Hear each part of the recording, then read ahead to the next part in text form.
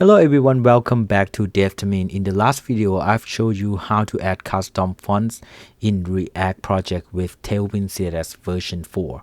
In this tutorial, we will continue from the last project, from the last video. I will teach you how to add custom color into Tailwind CSS version 4 and React projects. You just go to index.css. From the last video, we've learned how to add font over here. You also add custom color over here as well. Let me show you.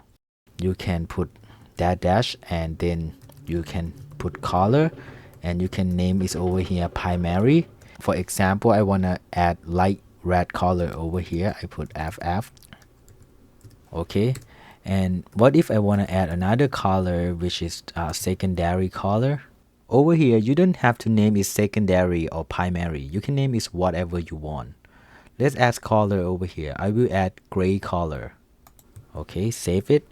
And then just go back to the app and let me show you how to use that color. For example, over here, I want to apply the primary color to here. So I just put tags and dash primary color.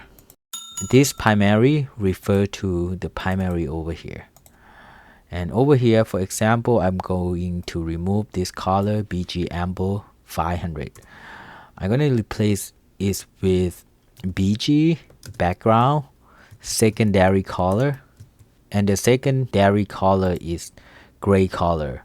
Okay, let's go back to the website. You will see this is gray color, and over here this is text to XL is light red color. You will see it's light. Let me change this one to be BG primary color. Save. You will see the color is lighter and you won't see this text because it's the same color. And the gray color is over here.